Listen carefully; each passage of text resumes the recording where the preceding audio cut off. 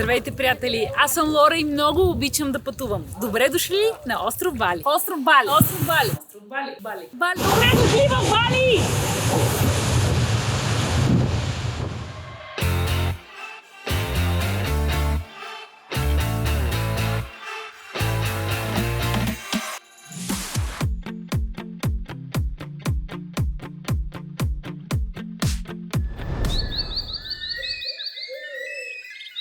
Няма как да пропусна храната в Бали. Да, тя е вкусна, прясна, не сме имали никакви проблеми с храната тук и сме хапали във всякакви места. От крипътни заведения, Кибарук, до някакви по-хипстерски местенца, където е и по-скъпо и би трябвало хигиената да е на по-добро ниво. Както и на всяко друго пътуване, и тук приемаме пробиотици. Но вече те свършиха, така че към края на пътуването оставяме нашия организъм да се прави с нещата. Не пием вода от чешмата, което е важно, а само бутилирана вода. На душа сме сложили един филтър за пречистване на вода. Моя инициатива, според Миро, е пълната потия. Да се върнем на храната. Да, в Бали тя е вкусна и освен традиционната индонезийска и балийска, която можеш да срещнеш навсякъде буквално, навсякъде. Интернационалните заведения също не са малко, защото на Бали живеят постоянно доста чужденци. Например, доста са пицариите и местата, които предлагат рамен, както и суши. Бургери също можеш да намериш и корейски ресторанти, защото се оказва, че има доста туристи точно от тази страна. Корейско още не сме пробвали, но бяхме на място с рамен. Не беше зле. Не мога да кажа, че е вау, но в никакъв случай не беше зле.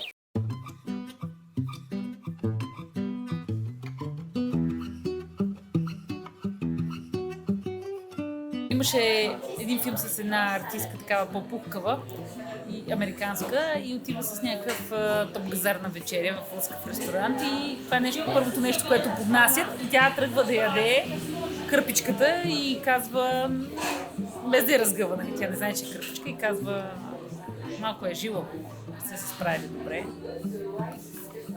Сетих се за тази сцена. Иначе е приятно да има освежаваща кърпичка, да си изчистиш ръцете. Ще ядем рамен. Това е мой измишлетина. Да, никак не е индонезийско, но е азиатско. И ми се яде тук. На тази улица има поне 4-5 заведения, които предлагат рамен. В първия ми избор нямаше места. Това е първото свободно място, където можехме да седнем, така че надявам се да ми хареса. Това е богата супа, имам нужда от силен бульон.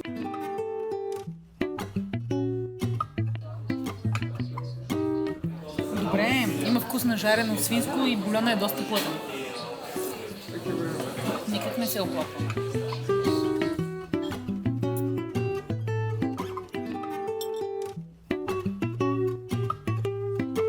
Ядохме хубава пица и лазаня след много от пътуванията и ни дойде много добре.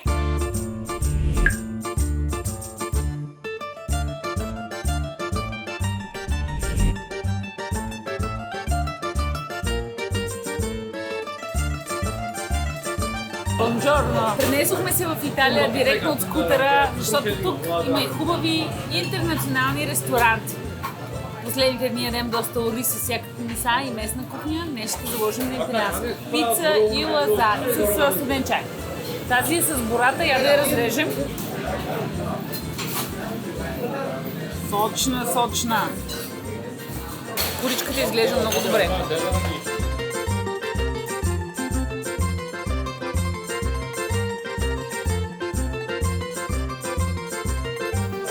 Много е добра. Наистина ли? И пицата много ми харесва, макар че е малко по-тоничка. Аз обичам неаполитански стил. Ръбчето е като на неаполитанска пица, но е не точно. Не е точно. Вкусна е, но знаете, пробвай я. Днес награждаваме телата с екстра калории. Не го очаквах. Тирамису си взех в Булкан. Отгоре има кафе. Настърган шоколад. Черен за мое щастие. Круп кафе от хладилника изваден. Не са пестили. Доста е шумно да носи чува. Избора на Миро, пламен кота, спешен фрит. Изглежда доста добре. Много е добре. Кое е по-добре сега? Тирамисуто или пламен кота? Първо трябва да се яде тирамисуто и после пламен кота. Сладък завърших на вечерята. Беше малко странно. Обикновено, когато пътуваме в Азия, предпочитаме азиатската храна. Но сега сме за по-дълъг период и решихме да пробваме и интернационалните предложения. Иначе самата индонезийска храна на мен ми харесва, макар че в някой момент се долавят повече сладките вкусове. И със сигурност е люто, освен ако изрично не им кажеш да не ти слагат лютите чушки вътре. Или пастата самбал, която присъства в много от ястията. Както и пастата с скариди, която Миро не харесва особено. Не я слагат в националното ястие наси горенг, което би се превело като пържен ориз. Има го във вегетариански вариант, има го и във вариант с месо. Най-често това е пиле. Тук наблизо в Yellow Cafe хапнахме доста добър вариант. Беше без традиционното пържено яйце отгоре, но все пак. Опитахме и наси чампур, което пак е ориз с много ястия към него и традиционното баби гулинг. Да, на острова хората са хиндо и ядат свинско. Макар че в цяла Индонезия са мюсюлмани. Тук се хапва свинско и има различни варианти. И самите ни домакини, Путо и Кадек, ни дадоха няколко съвета за добри места, които предлагат локална кухня тук, така че ние се възползвахме.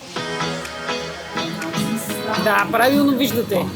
Не ми се е случило такова нещо. Бира след ледени чаши в Гърция сервират, но бира след никога. Изненадаха ме. Първата ми бира Сингарая. Тук, в Индонезия, ще ядем печено пиле на грил с жълт балийски ориз и пържени сладки картофи и бира след.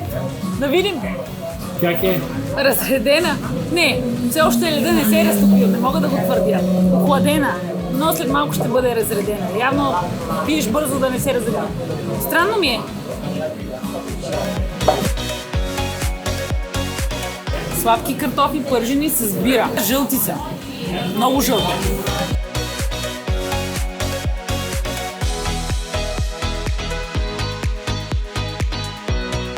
Ще обядваме печено пиле. Това място го държи братовчеда на Путо, при която сме отседнали. Тя ни препоръча печеното пиле с жълтия ориз, така че има печено пиле, има и жълт ориз. Изчакахме малко повечко, но пък ядохме от сладките картофи, така че глада беше потушен. Ориза е отцветен с куркума и има няколко вида гарнитурки и допълнителни неща към печеното пиле, което е разрязано на две. Мисля, че това е люта паста самбал. Отделно има чесън ли е, да? Пържен чесън. И ето това ми... О, много е лют. Той е чесън с чили. И това е самбал, който представлява лук шалот, в който има чилита, няколко цвята са тук. И е сладко, пикантно, много приятно. Отделно има змийски зелен боб. Виждате ли го? Много тънък. Тук е доста тъмно и най-вероятно нищо не се вижда, но да видим вкусно ли е това пиле. Не е изненада, филето е леко сухо. Може би с кожата и сосчетата ще е добре. Не е много претенциозно. Не, но при печеното пиле винаги е така. Това повечето хора предпочитат гудчето. Вкусно е и е люто. Тук обичат пикантната. Не, ами люта храна. Другото, което можеш да пробваш е да ядеш индонезийски манджи в малко по-туристически места. Направихме го 2 пъти. Единия път отидохме на ресторант, който предлага дегустационно меню от индонезийската кухня. И има големи очаквания за мястото, то е и доста скъпо. Цялото хапване на човек излиза около 50 лева. Това е много голяма сума тук за Бали и за Убуд. Не, че беше лоша храната в никакъв случай, но може би заради големите ми очаквания не бих повторила, не беше чак толкова вау. Имаше елементи в менюто, които много ми харесаха, като например супата поднесена в кокос и разни други неща, пих и напитка с листа моринга. И като цяло опита ни не беше лош, но да, очакванията ми бяха повече за това по-специално място. А второто е много популярно в социалните мрежи, има добри оценки в Google и повечето туристи, които са в централната част на Убуд, смятам, че го посещават поне веднъж. То се казва This is Bali. Концепцията на мястото е следната. Имаш вариант да си поръчаш от меню конкретни ястия, предложения от тяхна страна, които са малко по-модернизирани индонезийски манджи. И не сам. Има и вариант сам да си направиш чинията. Нещо като наси чампур или основа от ориз, към която си слагаш различни яхнийки или пък шишчета и си подреждаш своя композиция от любими съставки или неща, които искаш да опиташ. Взимаш си една карта и си избираш дали ще ядеш бял, червен ориз. Имаха и кето версия с ориз рис от карфиол, избираш си каква да е основата и слагаш различни неща. Аз взех няколко вида яхни, имаше и шишчета сатай. Coconut veggie, banana blossom, chicken skewer, crunchy tempeh. Chicken skewer, Balinese omelette, jackfruit curry, crispy chicken, potato patis, banana blossom. Wow, so bigger. Really? Okay. And one aspirina black tea, one ice coconut lime, one crispy coconut, one Balinese release, one Balinese pickle, one crunchy salad. Correct? Okay. Correct. Super. Do you have any allergy for some food? No. Thank you so much, yeah? Мястото никак не е лошо и храната беше окей, но имах усещане през цялото време, че сме на блок маса в малко по-скъп хотел, например, и сме си сложили сами неща в чинията. Ориза обаче беше топ. Храната не е лоша в никакъв случай, макар че са толкова туристически и съответно и цената, която плащаш там е по-висока. Едно ястие може да излезе и 15 лева, което никак не е малко. Докато във варунги или традиционни малки ресторанчета можеш да хапнеш и порция ориз с пиле и зеленчуци, и за 3 лева дори, да, може ли да си представите? Моето голямо откритие тук от интернационалната кухня е едно сладко малко местенце близо до Monkey Forest, което предлагат дъмплинги и нудли. Нудлите им с кремообразен таханов сос много ми харесаха. Дъмплингите могат да бъдат запържени или пък сварени. Тесто, в което има плънка от кайма най-често. Дали е свинска, от скариди и пиле. Това се затваря и се готви на пара или пък се запържва под капак. Вътре има вода и е между леко запържено и леко сварено. Много приятно. Това място препоръчвам на всички мои приятели, които дойдат в Убуд, да отидат и да хапнат, ако обичат такъв тип храна. Глътка студено кафе със лед го върви. Взимахме си от няколко пекарни и хляб с квас, който беше доста добър. Цената му е по-висока, някъде може би 3-4 лева излиза, което си е доста за тук, но на тези места се предлагат и закуски. Тип френска пекарна. Круасани, всякакви кифлички, с пълнежи различни, така че на много места човек, ако обича да хапва за закуска круасан с кафе, има откъде да си вземе истински круасан с масло. И ви споменах, че тук се яде доста свинско, не трябва да пропускам и известните свински ребра. Не са едно и две заведенията, които предлагат само свински ребра. Те са на скара и са глазирани, което означава леко сладки. Не всеки харесва такъв стил ребра. Давам пример винаги с Миро, но е точно така. Но тук пък има баланс, защото освен сладникавата глазура, има и доста люто в тях. Посетихме място, което е известно със своите ребра. Имаше ребра и зеленчуци към тях, както и мигоренг. Това са сладките им любими нудли. Сладки, защото използват сладък соев сос и бяха сложили доста. Изненадвам се, че в някои солени ястия има много голямо количество на сладки елементи. И може да не сме пробвали много от местните десерти, но плодове, които са екзотични и местни, хапваме всеки божи ден. И те са толкова сладки и вкусни. Да, вярно е, че там, където растат, са най-добри. Същото важи и за нашия розов домат. Обичам да давам този пример, но си е самата истина. Има ли някъде по света толкова вкусен, колкото този, който можеш да опиташ в България? Не. Същото и с мангото, с ананаса, с сауър сопа, с джакфрута, с какво още изпуска Миро? Банани.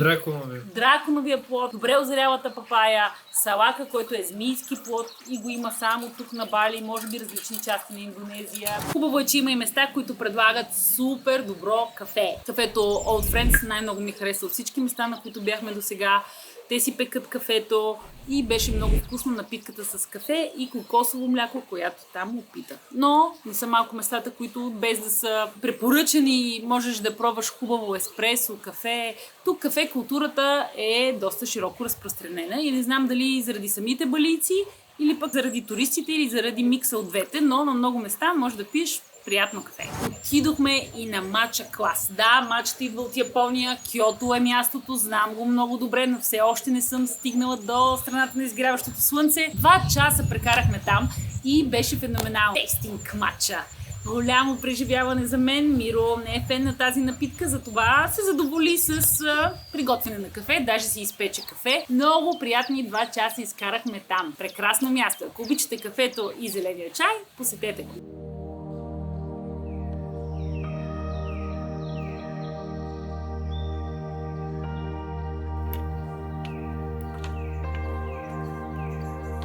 Добро утро! Време е за чай или кафе и в Индонезия обичат и двете. Аз пък наскоро се запалих по матча чая, да, онзи зеления чай, който много хора не харесват, защото асоциират с тревисти нотки и така нататък. На мен страшно много ми допада. В България трудно се намира топ качество, но се оказа, че тук в Убуд има място, което предлага дегустация на топ качествена матча. Миро се нави да дойде с мен. Казвам го, защото той е не от най-големите любители, меко казано, на матчата, но аз съм, така че хайде да влезем заедно в това място и да видим какво ще ни се случи.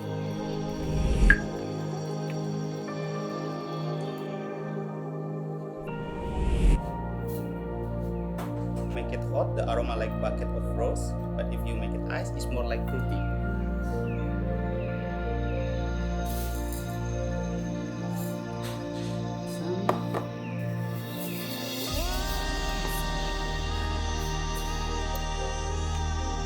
From the root of the flower, the texture a bit, hopefully you can enjoy it. So, from one bean, you will get 3 different tastes and 3 different aroma. The shape is make it where the liquid flow.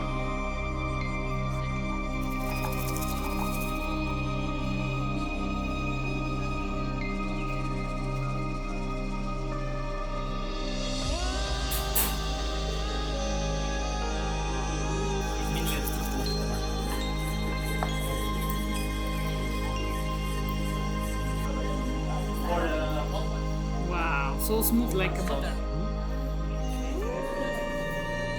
Like more coffee, get the hot water. This one, the name is a Japanese drip. So if you oxygen, so if you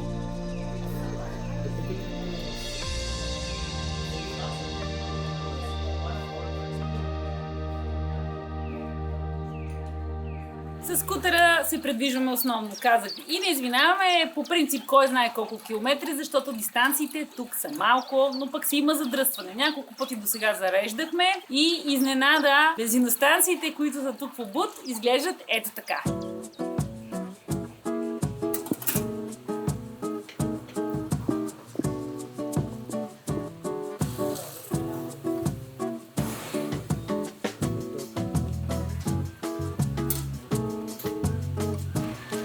Аз се изненадах, когато Путо ни каза да зареждаме от синото гориво.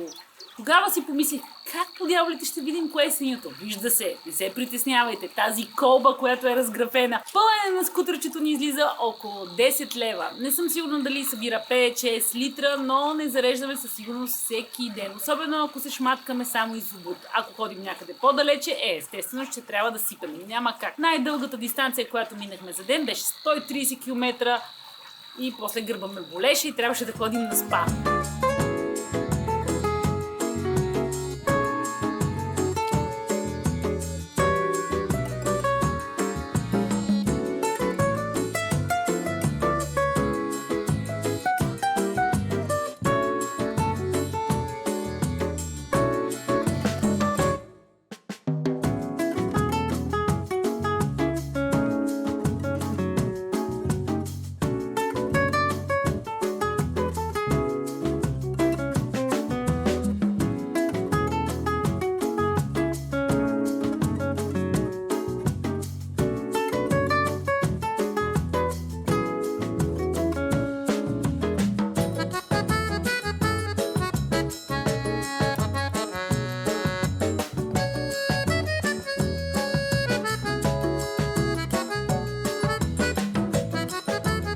Ако не се чувстваш уверен, имаш Grab, имаш и Gojek. Това са транспортни услуги, които можеш много лесно да наемеш чрез приложение на телефона си. Реално е като такси на 2 колела и много туристи го използват. И понеже не само ние сме с скутер, както може да видите от повечето кадри, тези всички скутери в някакъв момент спират. В централните части има няколко обособени паркинга. Спирате човек, плащаш му и паркираш, даже той ти помага да допаркираш, защото скутерите са повече от колите тук, поне в Убуд. Но на много места има и безплатно паркиране. Просто оставяш моторчето на улицата, само гледаш да не е изрично упоменато, че там място нямаш. Толкова е просто. И сякаш хората си го спазват. В повечето случаи, Миро. Какво мислиш? Всеки спира къде си иска. Миро мисли, че всеки спира където си иска. И друго, което ми направи впечатление е, че във всички заведения за храна цената, която виждаш в менюто, не е крайната. Отгоре ти чукват някаква държавна такса тип данък и отделно има сервис. Но, въпреки всичко, е хубаво човек да остави, ако има възможност, и бакшиш, защото тези момичета и момчета не работят за много пари. Не са малко обектите, които допълнително ще ви вземат 3%, ако решите да платите с карта. Тук, почти навсякъде не сме имали проблем да плащаме с карта, но ако спреш на някакво крипътно място да си вземеш някаква храна или напитки, може да се наложи да трябва да извадиш кеш. Така че е хубава идея да имаш и някакви банкноти от индонезийските рупии в себе си. Не само картата. Все още престоят тук в Убуд не е свършил. Трябва да гледаме към настоящето, не само към миналото, макар че то беше изпълнено с хубави емоции. Днес сме планували да посетим Monkey Forest или гората на маймуните. Свещено и специално място, което се намира тук в Убуд. Ще има и още някои неща, които ще ни се случат днес и утре. Решили сме да снимаме и специално видео за това какво може да си купиш с банкнота от 20 евро тук в Убуд. Ще има и още видеа, когато се придвижим към морската част, така че не ги пропускайте!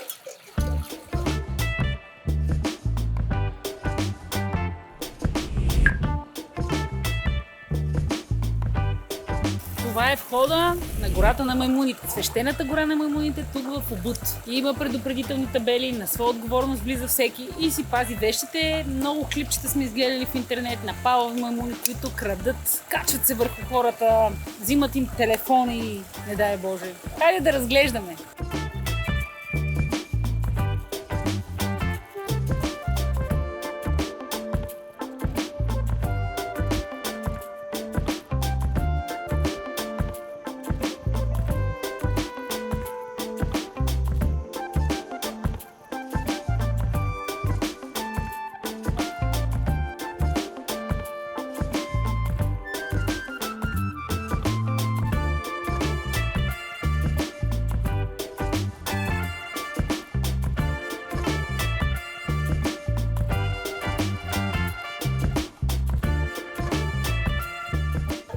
Съм невъоръжена. Преди малко една маймунка взе пръчка и май се продоса лекичко тази жена и тя се въоръжи.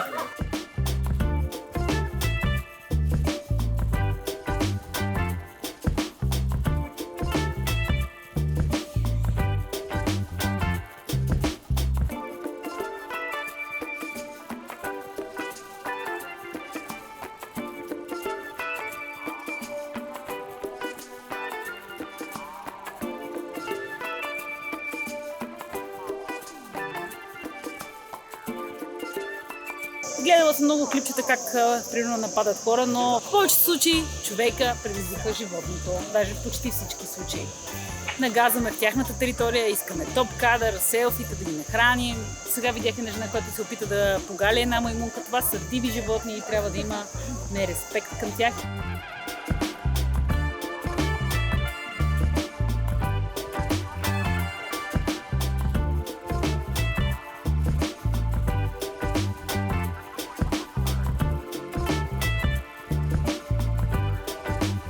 Не пропускайте и следващите видеа от остров Бали. Както и да се абонирате за канала ми, да оставите коментар и да харесате и споделите видеото с приятели. Аз съм Лора. Чао, до скоро и приятен път!